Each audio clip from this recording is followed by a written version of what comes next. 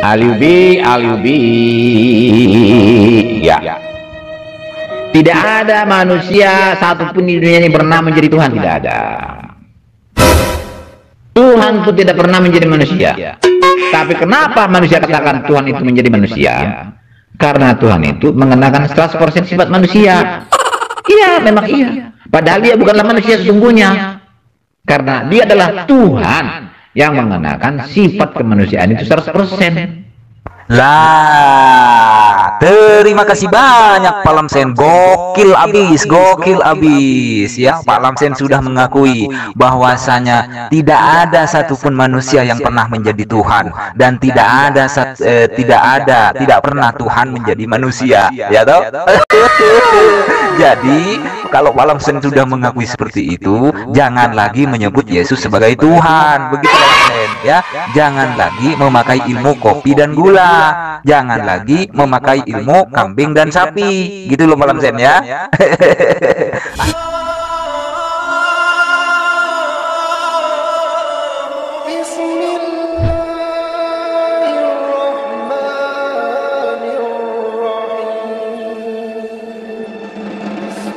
Assalamualaikum warahmatullahi wabarakatuh. Alhamdulillah, alhamdulillahi rabbil alamin.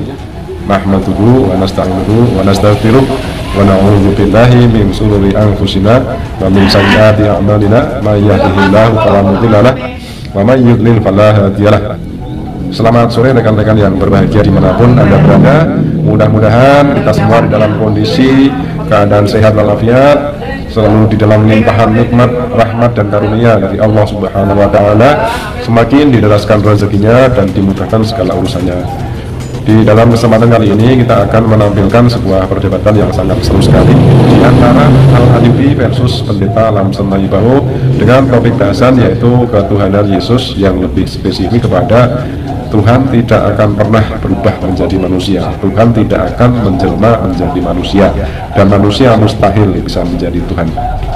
Nah, bagaimanakah keseruan di antara mereka yang beradu argumen dengan dalil, dan bagaimana ketika sampai pada ujungnya itu Tuan Pendeta Lamsen Naibaho mulai lemah kayaknya. Itu ada yang meneruskan dan beradu argumen juga dengan Ustadz Al-Ayubi yaitu Pendeta Martin, dan dengan fitnah juga asumsinya masih tetap dilancarkan juga di dalam selalu di dalam dialog atau debat dimanapun itu senjata andalan para misionaris itu di dalam mendangkalkan akidah umat Islam adalah dengan mengutip secara serampangan ya Quran surat Maryam ayat 71, tetapi mereka lupa bahwasanya di ayat 72 itu adalah solusinya gitu. Nah, bagaimanakah keseruan di antara mereka? Mari kita saksikan selengkapnya.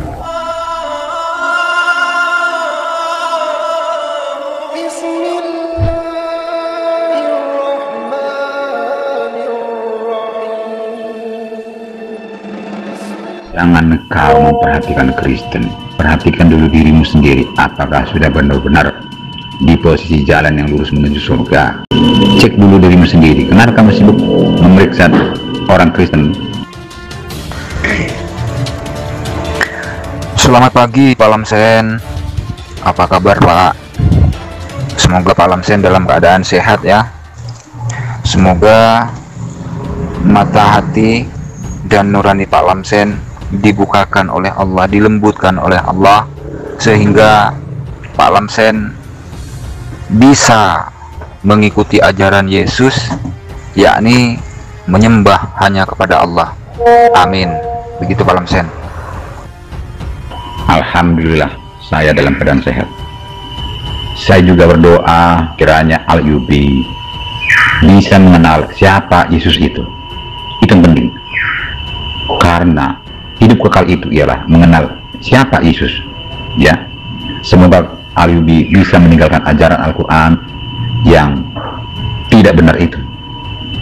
Insya Allah, kalau kamu berdiri di jalan yang lurus menuju surga, yaitu Yesus, dapat masuk surga, dapat hidup kekal. Al-Ayubi. Pak Lamsen, jangan mengklaim seperti itu, jangan menuduh seperti itu, dan jangan menyimpulkan seperti itu, ya kan? Saya tidak pernah mengatakan Alkitab Pak Lamsen itu palsu. Saya tidak pernah mengatakan Alkitab Pak Lamsen itu tidak benar. Tidak. Ya, kenapa saya tidak pernah mengatakan seperti itu? Karena saya sebagai seorang muslim menghargai keyakinan orang lain, menghargai kitab suci orang lain. Itu yang diajarkan oleh Nabi Muhammad Shallallahu Alaihi Wasallam, Pak Lamsen. Ya, karena jelas di dalam Al-Quran, la ikraha fiddin, kata Allah, tidak ada paksaan untuk memeluk agama Islam. Dan juga lakum dinukum waliyadin, bagimu agamamu dan bagiku agamaku. Begitu Pak Lamsen dalam Islam yang telah diajarkan oleh Rasulullah Muhammad Sallallahu Alaihi Wasallam. Ya, seingat saya tidak pernah mengatakan bahwasanya ajaran Alkitab itu nggak benar, nggak pernah gitu loh. Mengenai masalah Yesus, Pak Lamsen, ya kan, yang saya tahu Yesus itu hanyalah utusan Allah, Pak Lamsen, ya, yang diutus untuk Bani Israel. Yesus memerintahkan kepada Bani Israel untuk menyembah kepada Allah. Begitu, Pak Lamsen. Ya, Yesus semasa hidup di dunia memperkenalkan Tuhannya, Pak Lamsen, bukan memperkenalkan diri sebagai Tuhan. Gitu loh, Pak Lamsen. Ya, nyatanya Ayyubi selalu mengatakan Yesus itu manusia biasa. Makanya berarti Alkitab itu salah, ya. Begitu ya Ayyubi. Semoga Ayyubi berdiri di jalan yang lurus dan mengenal Yesus itu, karena hidup kekal itu adalah mengenal Yesus. Bukan, saya mengatakan bahwasanya Yesus itu adalah manusia ya berdasarkan Alkitab yang saya baca, Pak Lamsen. Ya kan? Berdasarkan Alkitab yang saya baca. Gitu loh. Kan sudah berulang-ulang kali ya kita diskusikan bahwasanya Tuhan itu bukanlah manusia. Dalilnya di Bilangan 23 ayat yang ke-19. Tidak ada Tuhan dibentuk sebelumnya dan tidak ada Tuhan dibentuk sesudahnya. Dalilnya ada di Yesaya 43:11. Ya, juru selamat satu-satunya hanya Tuhan. Dalilnya di 43 Yesaya 43 ayat yang ke-10. Ya, Tuhan itu kekal. Dalilnya di Yesaya 46 ayat yang ke-9. Kalau saya tidak keliru. Ya. Itu artinya Pak Lamsen, Yesus ya memang bukan Tuhan, Yesus manusia. Yesus dibentuk, dan sesuatu yang dibentuk sudah pasti bukan Tuhan, Pak Lamsen. Yesus tidak kekal, dari tidak ada lalu diadakan, menjadi bayi dewasa lalu mati, dibangkitkan, terangkat, diangkat. Itu namanya kan tidak kekal, Pak Lamsen. Ya toh? Jadi jangan salahkan saya kalau menyatakan bahwasanya Yesus itu adalah manusia, karena yang tercantum di dalam Alkitab faktanya memang Yesus adalah anak Maria. Begitu loh, Pak Lamsen. Ya bisalah kamu ngomong seperti itu karena kamu campur adukkan konteks-konteks yang berbeda-beda, Ayyubi. Salah gitu, Ayyubi. Kamu itu tidak memahami Alkitab saya, itu bukan kitabmu. Itu alasanmu untuk membenarkan Al-Quranmu. Al-Quran yang beritanya bohong, salah. Saya berani mengatakan itu karena bisa dibuktikan, tidak masalah. Ya, kamu salah duga, salah tafsir. Ya, kamu tidak kenal Yesus, kamu sama dengan orang Yahudi. Orang Yahudi itu menyelipkan Yesus karena mereka menduga atau meyakini bahwa Yesus itu adalah manusia biasa, anak Yusuf tukang kayu, sama dengan kamu. Ya, tidak percaya kepada perkataan Yesus yang mengatakan akulah Mesias dan yang dinubuatkan oleh kitab orang Yahudi itu. Sama kamu dengan orang Yahudi, sehingga orang Yahudi itu menyalibkan Yesus. Orang Yahudi tidak menerima bahwa Yesus itu adalah Mesias, juru selamat itu yang ditunggu-tunggu oleh orang Yahudi. Mau dipakan kamu ya, memang begitulah. Ayyubi tidak mau menerima, ya. Ayyubi tidak mau menerima dan tidak percaya bahwa Yesus itu manusia adalah Tuhan karena dilahirkan oleh Maria. Padahal kamu menolak walaupun Yesus sekarang sudah di surga. Kamu menolak bahwa itu adalah manusia masuk surga. Ya tidaklah, orang dia dari surga kembali ke surga. Padahal sudah dikasih tahu di dalam tangan Yesus sudah terletak segala kuasa di bumi dan segala kuasa di surga. Itu adalah Tuhan. Tapi kamu tetap menolaknya, tidak mau menerima itu. Sama dengan keras hatinya orang Yahudi, keras kepala seperti orang Yahudi, sehingga disalibkan. Oke ya, Ayubi.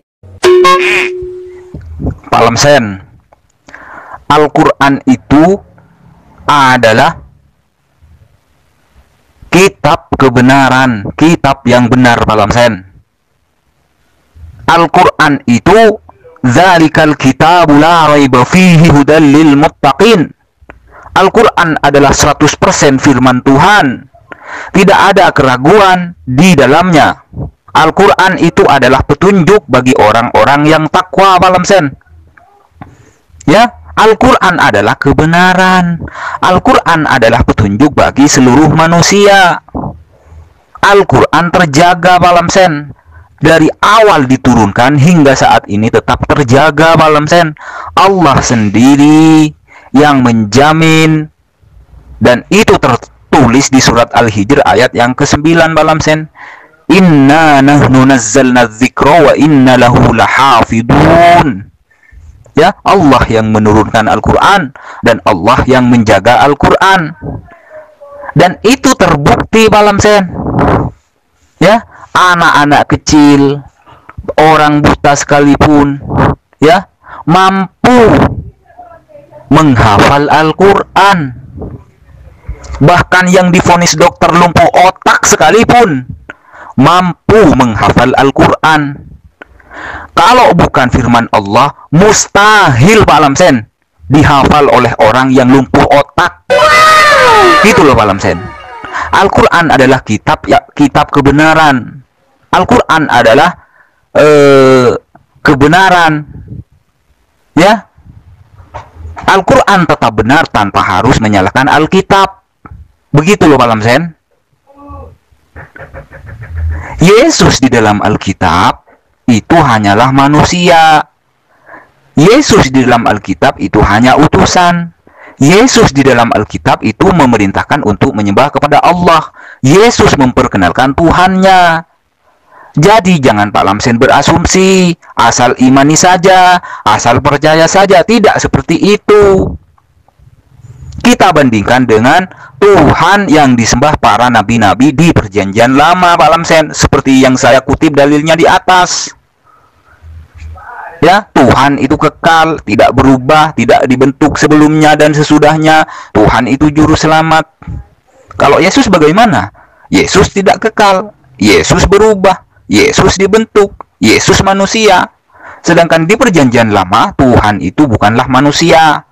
Seperti itu, Pak Lamsen. Iya, saya sudah baca Al-Quran itu, beritanya salah, tidak benar. Karena apa saya katakan salah? Tidak pernah terjadi peristiwa Yesus palsu disalibkan. Tidak ada itu, di mana? Tidak pernah. Itulah makanya saya katakan Al-Quran itu beritanya fiktif, salah, bohong, karena tidak dapat dibuktikan. Itu lebih. Loh, kok malah lari ke penyaliban, Pak Lamsen?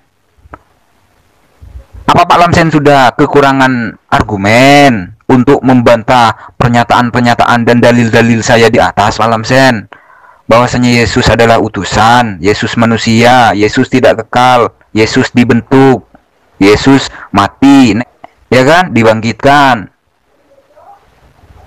Apa sudah kekurangan bahan, Pak Lamsen? Kalau mau membahas masalah penyaliban, Pak Lamsen, ya kan memang penyaliban ini diyakini oleh 3 agama sekaligus. Yahudi meyakini ada penyaliban, Kristen meyakini ada penyaliban, dan Islam pun meyakini bahwasanya ada peristiwa penyaliban.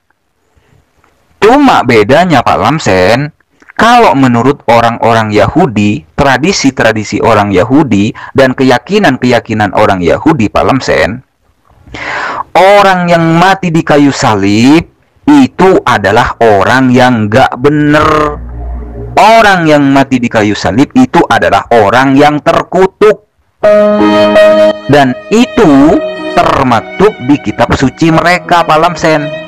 Kalau tidak salah kutip, kalau saya tidak salah, itu tertulis di Ulangan 21 ayat yang ke-23, Pak Lamsen. Ya. Jadi peristiwa penyaliban itu, orang yang disalib itu menurut orang-orang Yahudi adalah orang yang gak bener. Begitu loh Pak Lamsen. Ya.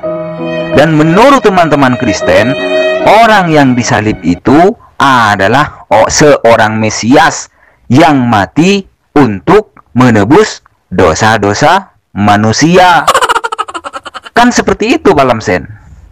Nah, kalau di Islam, ya kan? Kalau di Islam juga meyakini ada peristiwa penyaliban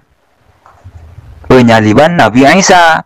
Cuma yang disalib bukanlah Nabi Isa, melainkan ada orang yang diserupakan. Kan seperti itu. Sebetulnya yang bermasalah itu bukan Al-Quran. Yang bermasalah itu sebetulnya di keyakinan teman-teman Kristen dengan Yahudi yang saling bertolak belakang. Kalau Al-Quran kan cuma menengahi. Al-Quran tidak mengatakan bahwasanya orang yang mati di salib itu orang terkutuk. Dan Al-Quran tidak mengatakan bahwasanya orang yang mati di kayu salib itu untuk menebus dosa. Ini sebetulnya permasalahan Kristen ini dengan teman-teman Yahudi, gitu loh. Menurut orang Yahudi, orang yang mati di kayu salib itu adalah orang yang gak bener, orang yang terkutuk. Nah, menurut keyakinan Pak Lamsen, orang yang mati di kayu salib itu seorang Mesias yang mati untuk menebus dosa, gitu loh. Kalau Al-Quran fine-fine aja Pak Lamsen, tidak mengatakan orang itu terkutuk, dan tidak pula mengatakan manusia itu mati untuk menebus dosa, tidak. Ya kan? Nah sekarang gini, kalau Pak Lamsen menyalahkan Al-Quran dengan keyakinan Pak Lamsen bahwasanya orang yang mati di kayu salib itu untuk menebus dosa, sekarang begini Pak Lamsen, manusia yang berdosa, kita yang melakukan dosa, ya toh? Kita yang melakukan dosa. Kenapa harus Tuhan yang harus bunuh diri, Pak Lamsen? Kenapa harus Tuhan yang harus bunuh diri? Bukankah Tuhan berkuasa untuk mengampuni? Bukankah Tuhan berkuasa untuk memaafkan tanpa harus bunuh diri di kayu salib digebuki tentara Romawi, Pak Lamsen? Ini kan agak sedikit konyol gitu loh, Pak Lamsen. Masa Tuhan turun ke bumi digebuki tentara Romawi lalu mati di kayu salib untuk menebus dosa? Tuhan di dalam Al-Quran itu Pak Lamsen Maha Pengasih, Maha Penyayang, Maha Pengampun, Maha penerima tobat, Maha Pemberi rizki, Maha segalanya. Ya, Tuhan itu cukup mengampuni dosa, bukan malah bunuh diri mati di kayu salib. Gitu loh Pak Lamsen. Dalilmu benar tapi salah. Bagaimana saya katakan? Dalilmu itu benar tapi salah. Benar pada posisinya, salah pada tidak posisinya. Ya. Makanya cobalah membaca Alkitab itu secara runut ya. Jangan loncat-loncat sehingga pemahamanmu seperti itu. Ya, Alkitab itu bukan Al-Quran. Ya, Al-Quran bisa bacanya loncat-loncat sana sini. Karena berita Al-Quran itu amburadul, tidak searah, tidak tahu kemana, mana awal, mana tengah, mana akhir, tidak tahu ujung pangkalnya yang mana. Kalau Alkitab itu sistematis, mulai dari penciptaan sampai situasi dunia yang rusak akibat dosa, sampai perbaikannya, sampai Alkitab menunjukkan betapa buruknya dosa-dosa itu dan kelakuan manusia, dan sampai Yesus akan datang untuk mengambil manusia-manusia yang percaya kepada dia. Itu jadi sistematis. Alkitab itu gampang memahaminya. Saya maklumi kamu ya Albi, kamu membaca Alkitab seperti membaca Al-Quran. Coba sana, coba sini, lalu kamu gabungkan, kamu tata sedemikian rupa sehingga sehingga sesuai dengan apa yang kamu inginkan, tidak sesuai lagi dengan ajaran Alkitab. Loh, ternyata yang memahami Alkitab loncat-loncat itu bukan saya, ternyata Pak Lamsen sendiri. Saya berbicara tentang Alkitab itu dengan dalil, Pak Lamsen, ya. Jadi tidak berdasarkan asumsi dan hasil pemikiran saya sendiri, Pak Lamsen. Faktanya dari dulu sampai sekarang tidak ada orang Yahudi yang menyembah manusia. Karena Tuhannya orang Yahudi, Tuhan yang disembah nabi-nabi terdahulu itu bukanlah manusia, Pak Lamsen. Kan sudah saya jelaskan, Tuhan itu kekal. Tuhan itu tidak dibentuk sebelumnya dan sesudahnya. Tuhan itu juru selamat. Tuhan itu bukan manusia. Pak Lamsen malah mengatakan bahwasanya Yesus itu adalah Tuhan. Pemahaman dari mana ini, Pak Lamsen? Ini pemahaman dari mana? Kalau pemahaman seperti ini berangkat dari perjanjian lama, berangkat dari nabi-nabi terdahulu, ya, pasti orang Yahudi yang menyembah manusia terlebih dahulu. Karena orang Yahudi yang lebih tahu tentang sifat-sifat ketuhanan. Begitu, Pak Lamsen. Ya, Yesus itu kan cuma manusia. Bertentangan dengan bilangan 23 ayat yang ke-19. Kalau Yesus itu kan dibentuk di dalam rahim Maria, ya, bertentangan dengan Yesaya 43 ayat yang ke-11. Ya toh? Yesus tidak kekal. Dari tidak ada lalu diadakan. Yesus tidak kekal, berubah. Itu bertentangan dengan Yesaya 46 yang ke-9, Pak Lamsen. Ya? Kalau kami Muslim memahami Alkitab itu dengan akal yang sehat, dengan rasional, gitu loh, Pak Lamsen. Berbeda dengan Pak Lamsen. Pak Lamsen memahami Alkitab dengan kepercayaan yang 1000% percaya, cuma rasionalitas dan pemikiran-pemikiran yang sehat dikesampingkan oleh Pak Lamsen. Begitu loh, Pak Lamsen.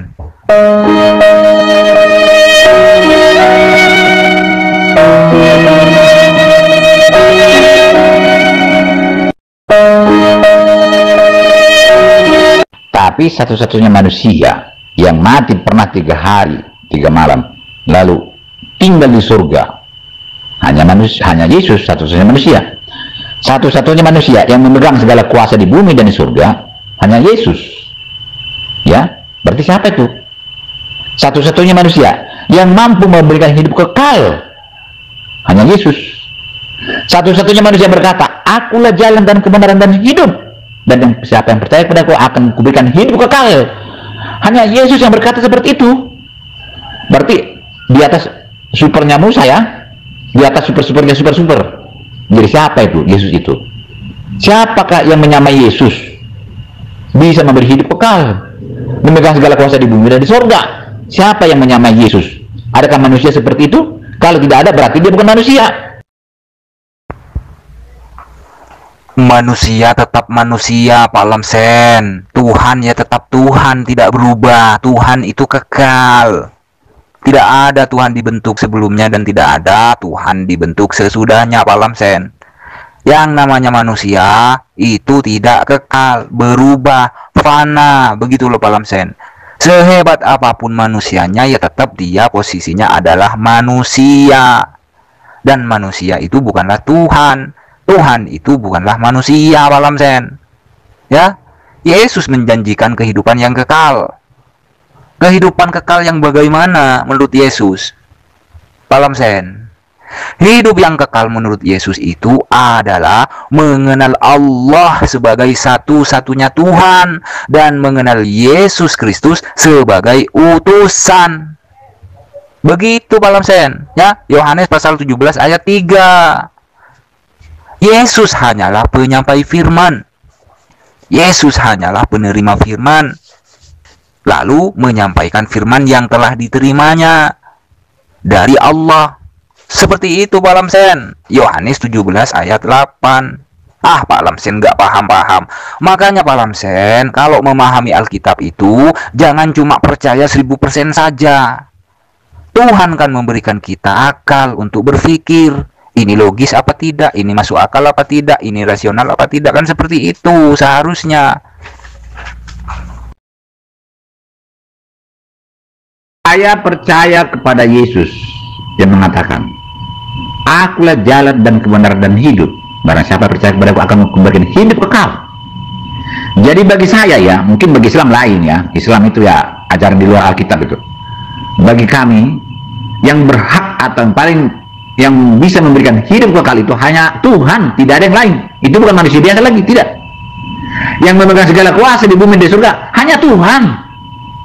Yesus memegang segala kuasa di bumi dan di surga. Yesus memberi hidup kekal. Bagaimana lagi kelebihan Yesus itu? Kenapa kamu anggap pakai ayat sana, coba ayat sini, padahal itu bukan menjelaskan tentang Yesus? Saya kan tahu baca Alkitab, itu bahasa Indonesia.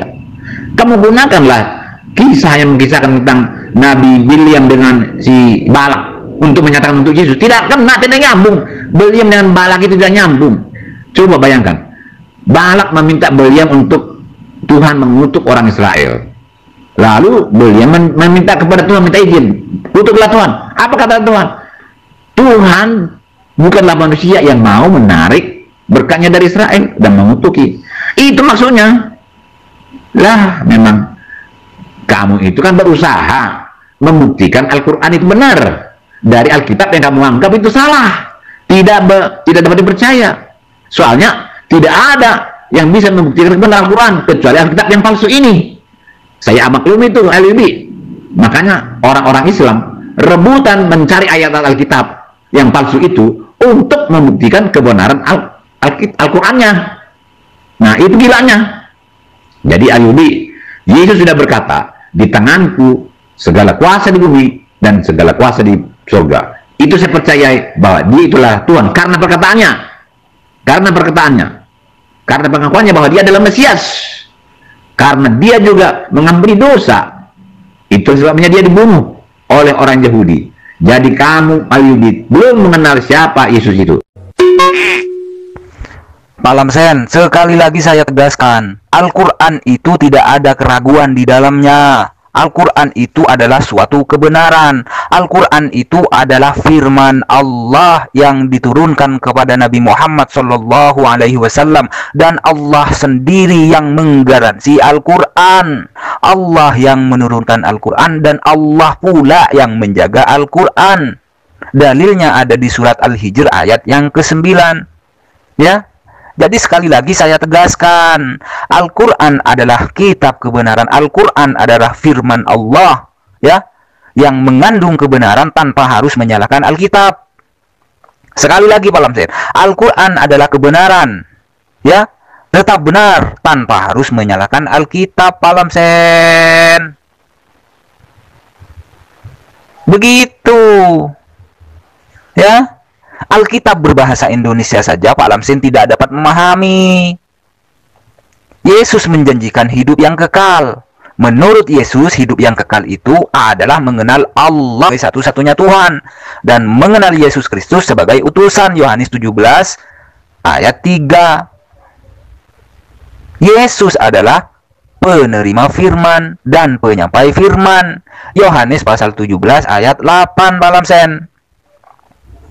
Tidak ada seorang pun sampai kepada Bapa jika tidak melalui aku, kata Yesus. Melalui Yesus sebagai apa? Ya, sebagai utusan Tuhan. Yesus tidak pernah mengatakan bahwa dirinya adalah Tuhan.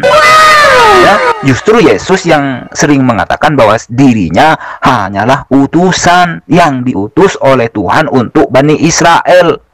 Begitu Pak Lamsen. Itu kan katamu. Setelah saya dengar beritanya, salah, tidak terbukti. Apanya yang tidak terbukti? Hah? Yang menjelaskan jasad Fir'aun masih utuh siapa? Al-Quran. Rasulullah Muhammad SAW yang menjelaskan itu 1400 tahun yang lalu. Ya, yang menjelaskan bahwasanya ada air laut, ada dua air laut, air tawar dan air asin tidak bercampur, seolah-olah di tengahnya ada pembatas. Siapa yang menjelaskan itu? Hah? Al-Quran melalui Rasulullah Muhammad SAW yang menjelaskan ada api di dasar lautan. Siapa? Al-Quran melalui Rasulullah Muhammad SAW, anaknya Abdullah, yang menjelaskan ada aliran sungai di dasar laut. Siapa yang menjelaskan?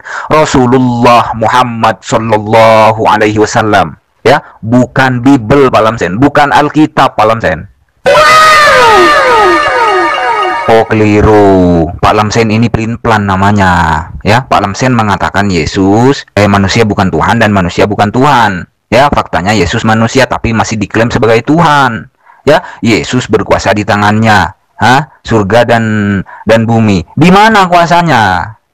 Lawang Yesus berkata sendiri di Yohanes 5 ayat 30, aku tidak dapat berbuat apa-apa dari diriku sendiri. Itu artinya Yesus tidak ada daya dan upaya Pak Lamsen.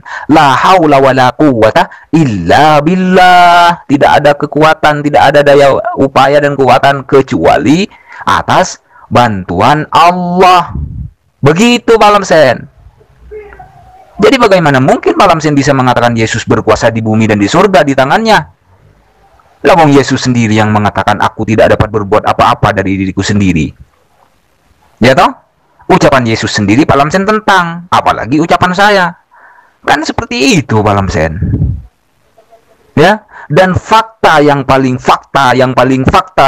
gokil Pak Lamsen, segokil-gokilnya, orang Yahudi dari dulu sampai sekarang tidak pernah menuhankan manusia. Orang Yahudi tidak pernah menyembah Yesus. Ya, asal Pak Lamsen tahu. Begitu, karena orang Yahudi paham bahwasanya Tuhan yang mereka sembah, sifat-sifat ketuhanan yang ada di kitab-kitab mereka itu bukan manusia. Sifat ketuhanan yang ada di kitab mereka itu kekal, tidak berubah, tidak dibentuk. Begitu loh Pak Lamsen. Pak Lamsen gagal paham. Alibi, ya. Tidak ada manusia satupun di dunia ini pernah menjadi Tuhan, tidak ada. Tuhan pun tidak pernah menjadi manusia. Tapi kenapa manusia katakan Tuhan itu menjadi manusia? Karena Tuhan itu mengenakan 100% sifat manusia. Iya, memang iya. Padahal dia bukanlah manusia sesungguhnya. Karena dia adalah Tuhan yang mengenakan sifat kemanusiaan itu 100%. Apa bedanya dia dengan manusia biasa? Ya, banyak bedanya. Bedanya apa? Yesus itu adalah jalan dan kebenaran dan hidup, pemberi hidup kekal. Yesus itu pemegang segala kuasa di bumi dan di surga. Nah, mana ada manusia seperti itu? Lebih gampang sekali kok membedakannya. Ya. Jadi, jangan lihat persamaannya saja. Kalau sudah ada bedanya berarti bukan lagi dia itu. Contohlah, kambing dengan sapi kan banyak perbedaannya. Kalau kambing adalah sapi, kalau kita tidak lihat perbedaannya, ditunjukkan perbedaannya. Tapi setelah ketahuan perbedaannya, apa bedanya? Tanduk sapi panjang, tanduk kambing pendek, ekor sapi panjang, ekor kambing pendek, badan sapi gede, badan kambing kecil. Itu membuat beda, maka kambing bukan sapi. Tapi kalau kita katakan kepada orang-orang yang tidak pernah mengenal kambing dan sapi, dia bisa percaya kambing adalah sapi. Karena apa? Karena hanya kita beritahukan yang sama-samanya saja, yang persamaannya sama, yang sama. Kalau sudah ketahuan ada bedanya, barulah orang mengakui bahwa kambing bukan sapi. Ya, begitulah juga manusia. Yesus dengan manusia biasa. Memang manusia Yesus itu kelihatan sama dengan manusia biasa, sama semua ada. Tapi setelah kelihatan bedanya, maka manusia Yesus bukan lagi manusia biasa. Dia adalah Tuhan. Karena apa? Karena dia memberi hidup kekal. Karena dia berhak memberikan surga kepada manusia.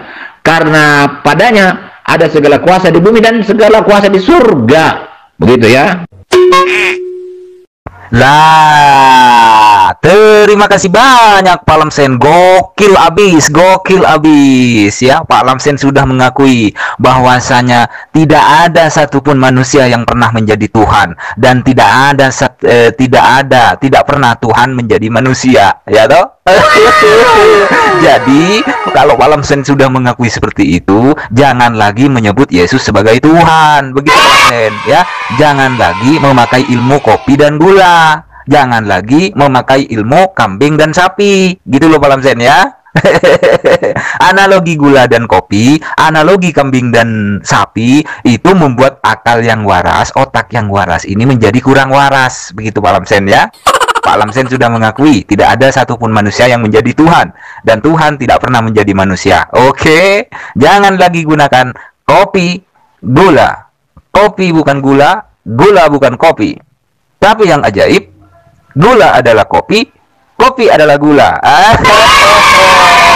Ini berlawanan dengan logika. Ya Pak Lamsen, ya, jangan lagi mengatakan kambing, sapi sama-sama punya ekor, sama-sama punya mata, punya telinga, punya mulut. Cuma bedanya adalah sapi lebih besar, kambing lebih kecil. Ya, sapi bukan kambing, kambing bukan sapi. Tapi yang ajaib, kambing adalah sapi, sapi adalah kambing. Analogi-analogi seperti ini Pak Lamsen bisa membuat otak yang waras ini menjadi nggak waras, gitu loh Pak Lamsen, ya. Terima kasih Pak Lamsen sudah mengakui bahwasanya tidak ada satupun manusia yang menjadi Tuhan. Oke. Tidak ada lagi komentar, saya off saja ya. Yang penting sudah dengar berita kebenaran dari saya. Mudah-mudahan Anda ini bisa bertobat. Kembalilah kepada Yesus. Terimalah Alkitab itu dengan baik. Saya off dulu ya. Tunggu dulu, saya masih merekam ini. Jangan kabur dulu Pak Lamsen, ya. Saya perkenalkan Tuhannya Yesus kepada Pak Lamsen, ya. Jangan off dulu, jangan off dulu. Dalilnya itu kalau kamu berani menjelaskan tentang Allahmu sendiri. Allahmu itu berbuat apa untuk umat Islam, itu dalilnya itu. Kalau Yesus jelas dia ke Yerusalem itu untuk menebus dosa. Sekarang kamu dalilnya apa? Allahmu itu dalilnya apa? Buat apa untuk kamu orang Islam? Itu aja deh. Kalau Yesus kan sudah saya jelaskan, bahwa dia naik keledai itu ke Yerusalem untuk mau disalibkan. Itu kan dalilnya. Nah, kamu buktikan Allahmu itu bikin apa untuk kamu. Kamu gak berani jawab itu, ya. Jawab dong pertanyaan saya, ya. Kamu jawab itu pertanyaan saya. Allahmu buat apa terhadap orang Islam, ya? Kalau Yesus itu mengorbankan dirinya untuk penebusan dosa orang Kristen. Nah, Allahmu sendiri bikin apa terhadap orang Islam? Coba Anda jelaskan itu. Jangan ngomong yang lain, ya. Itu Anda jelaskan. Loh, ada Pak Pendeta Martin rupa-rupanya. Oke, kita sambung Pak Martin, ya. Berhubung ini Pak Lamsen sudah sudah mengakui, ya, bahwasanya Tuhan itu tidak pernah menjadi manusia, dan tidak ada satupun manusia yang menjadi Tuhan, begitu kan. Langsung kabur, langsung off itu Pak Lamsen, ya. Semoga hidayah Allah menyapa beliau, gitu Pak Martin, ya. Oke, gini Pak Martin, ya. Menurut kami di Islam, Allah itu Maha Pengasih, Maha Penyayang, Maha Pengampun, Maha Penerima Taubat. Begitu, Pak Martin, ya. Allah yang memberikan rizki, Allah yang memberikan kesehatan, Allah yang memberikan nyawa, gitu kan. Banyaklah kalau di Al-Qur'an itu sempurna lah. Kalau di Islam, gitu Pak Martin. Kalau di Islam Pak Martin, Pak Pendeta, ya, Allah untuk mengampuni dosa-dosa manusia itu tidak harus bunuh diri, gitu Pak Martin, ya. Kenapa tidak harus bunuh diri? Ya karena sifat Tuhan itu kekal, sifat Tuhan itu maha hidup, gitu. Kalau ada yang teman-teman saya yang menyatakan bahwasanya Tuhan datang ke dunia untuk bunuh diri, itu kan berlawanan dengan sifat-sifat ketuhanan. Sedangkan sifat Tuhan sendiri itu maha hidup, maka kekal, tidak berubah, gitu loh Pak Martin, ya. Itu jawaban saya tentang Allah di dalam Al-Quran, Allah di dalam Islam, Tuhan di dalam Islam, seperti itu Pak Martin, ya. Sebetulnya saya tidak ingin masuk kepada bahasan itu, ya Pak Martin, ya. Berhubung dari awal bahasannya adalah Tuhan bukan manusia dan manusia bukan Tuhan, gitu, saya dengan Pak Lamsen Apakah Pak Pendeta Martin bersedia meneruskan penjabaran-penjabaran yang sudah dijabarkan oleh Pak Lamsen, Pak Martin?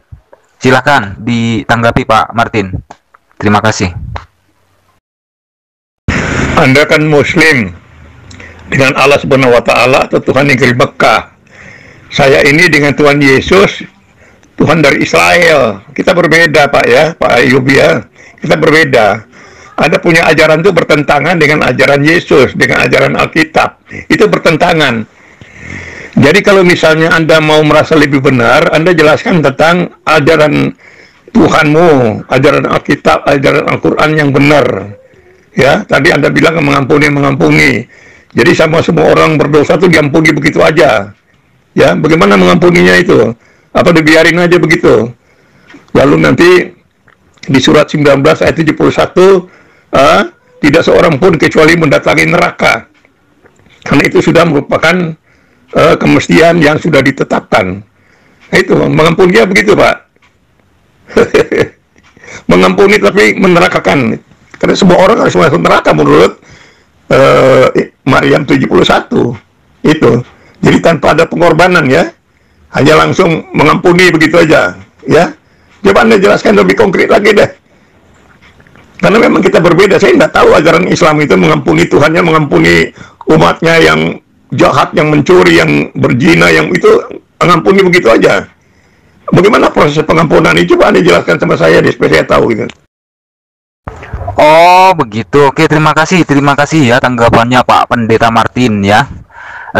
Inilah kesalahan-kesalahan teman-teman Kristen ya, termasuk Pak Pendeta Martin. Sekelas Pak Pendeta saja sudah seperti itu pemahamannya. Apalagi yang cuma kelas-kelas mingguan, kan seperti itu ya kan. Ini sebetulnya sudah berulang kali dijelaskan Pak Martin, bahwa bahkan si Cornelius Kostea Kece itu juga pernah ditelanjangi habis-habisan itu masalah ini gitu loh Pak Martin ya.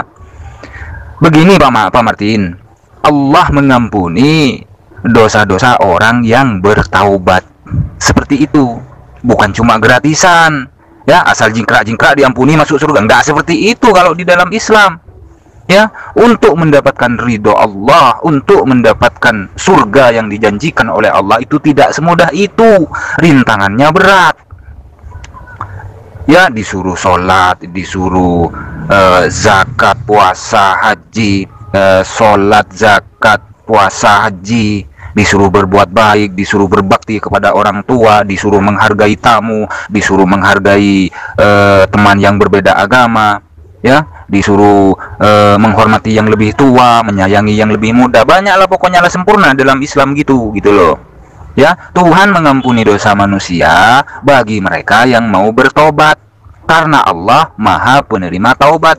Innallaha huwa tawwabur rahim. Sesungguhnya Allah Maha Penerima taubat dan Maha Penyayang. Seperti itu Pak Martin ya. Mengenai surat Maryam ayat 71 Pak Martin, saya kasih analogi ya. Saya kasih analogi. Misalnya Pak Pendeta Martin ini ya kan memiliki sanak saudara yang sudah meninggal, wafat. Nah, Pak ini mendatangi kuburan sanak saudara Pak Martin yang sudah wafat gitu. Nah, apakah saat mendatangi itu Pak Martin masuk ke liang lahatnya, masuk ke liang kuburnya Pak Martin? Kan tidak. Begitu juga dengan surat Maryam ayat 71. Mendatangi bukan berarti memasuki, mendatangi bukan berarti mendiami. Seperti itu Pak Martin. Dan jangan dipotong. Di ayat yang ke-72 Pak Martin ya, Allah menyelamatkan orang-orang yang bertakwa. Begitu Pak Martin ya. Jadi orang yang melakukan perintah-perintah Allah dan menjauhi larangan-larangan Allah, Allah berjanji akan menyelamatkan. Seperti itu Pak Martin ya kan. Dan Allah di dalam nertu intinya Pak Martin ya. Jadi ayat itu manusia berlutut di neraka, dibiarkan di neraka oleh Allah, dan orang yang takwa diselamatkan oleh Allah. Seperti itu Pak Martin ya. Siapa orang yang dolim Menurut Al-Quran, orang yang zalim itu adalah orang yang musyrik, menyembah manusia, menyembah makhluk, seperti Pak Martin. Itu tergolong musyrik, tergolong zalim, dikategorikan zalim oleh Allah Subhanahu wa taala. Dalilnya di mana? Dalilnya ada di surat Luqman.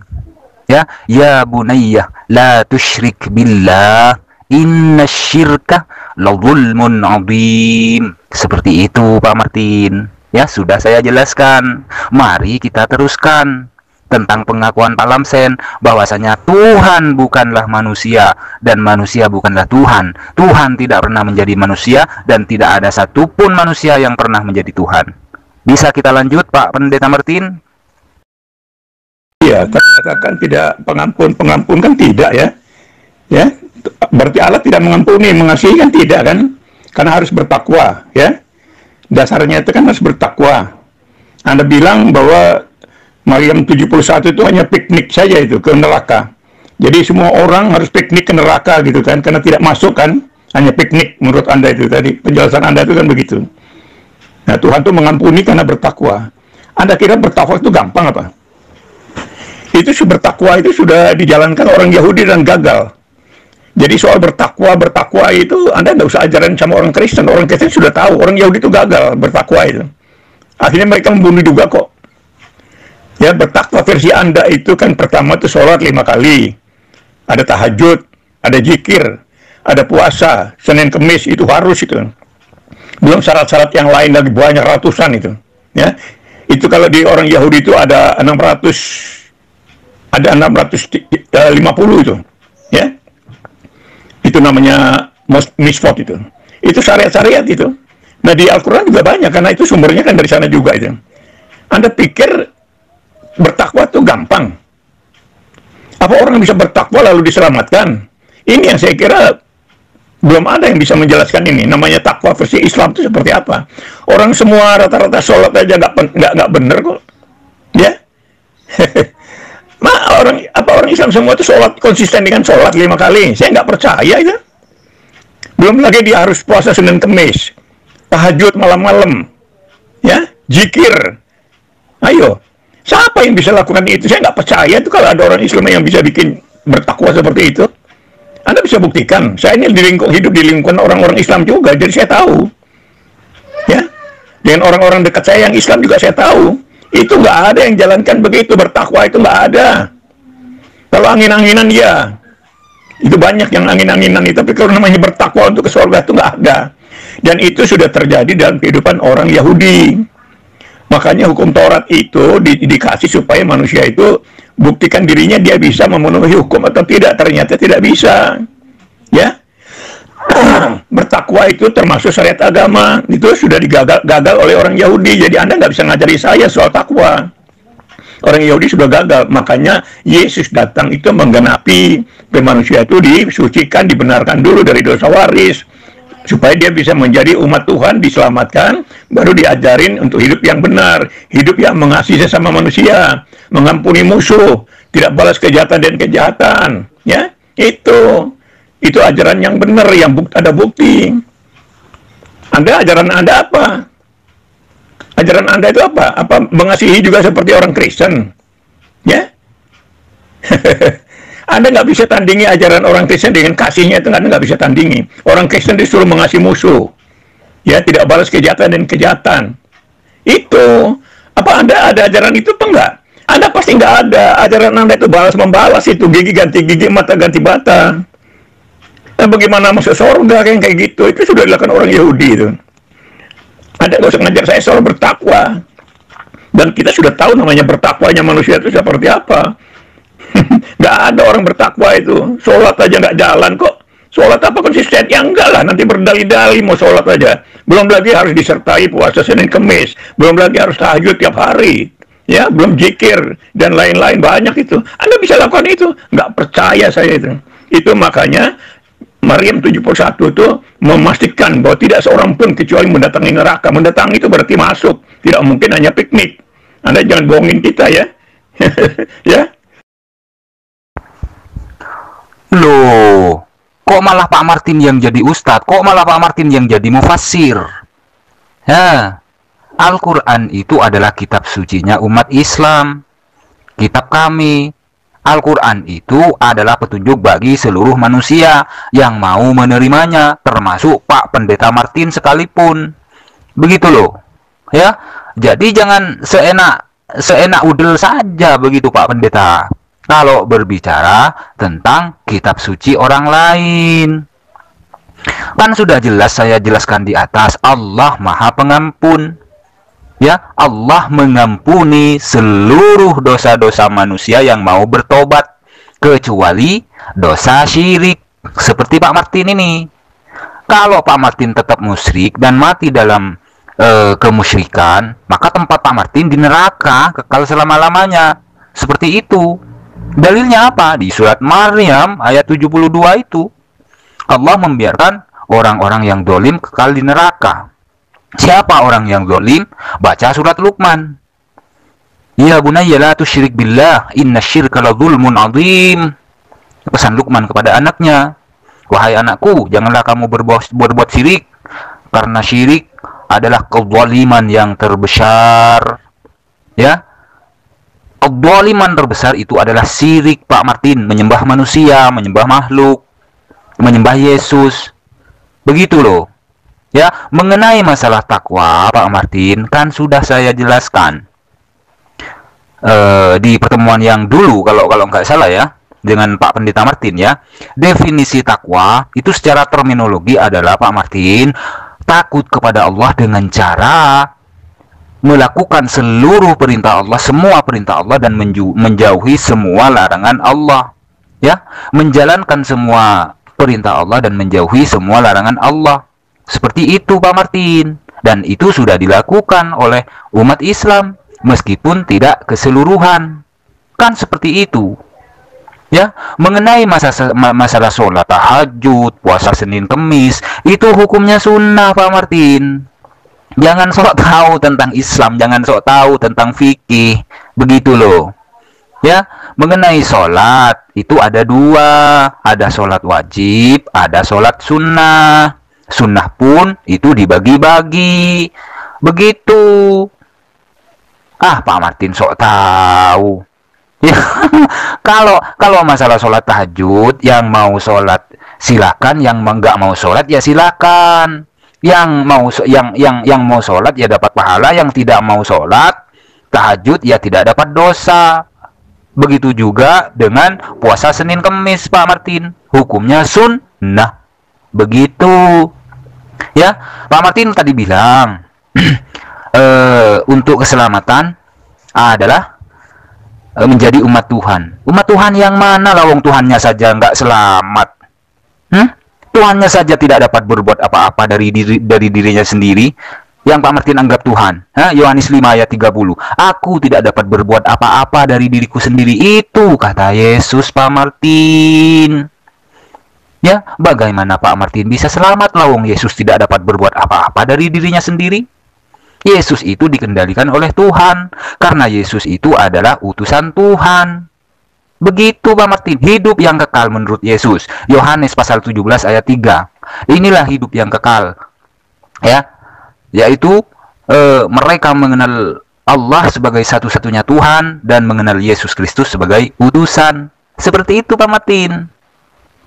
Ya, Yesus hanyalah penerima firman dan penyampai firman, bukan firman itu sendiri. Begitu loh Pak Martin, ya. Kita kembali ke laptop, Pak Martin, ya. Kita kembali ke laptop.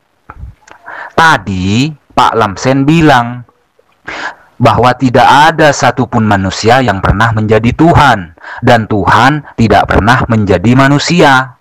Itu bagaimana menurut Pak Martin?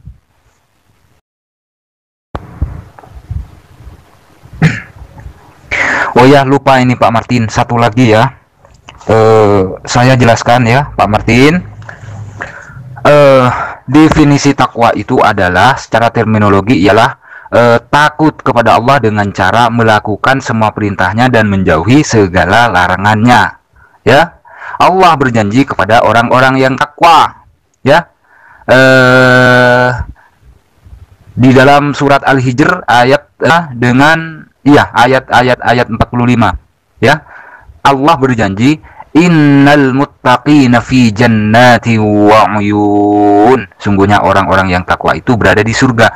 Itu kata Allah, jaminan di dalam Al-Qur'an, jaminan di dalam Islam, Pak Martin. Ya, mengenai tentang surat Maryam ayat 71, Pak Martin.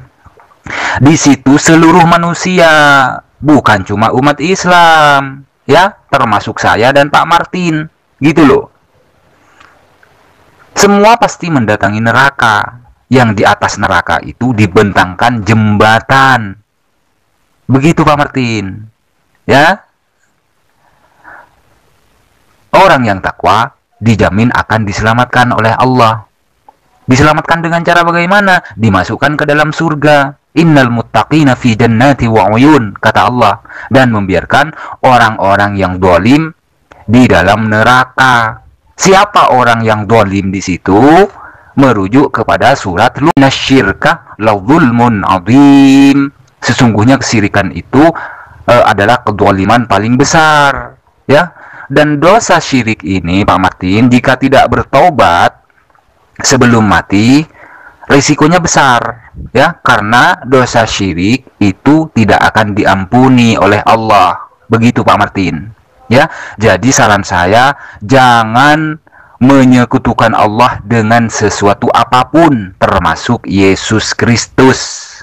Begitu loh Pak Martin. Ya, karena Yesus Kristus di dalam Alkitab mengaku dia hanyalah utusan. Ya, Yesus Kristus dalam Alkitab mengaku hanyalah utusan yang diutus untuk domba-domba yang hilang dari Bani Israel.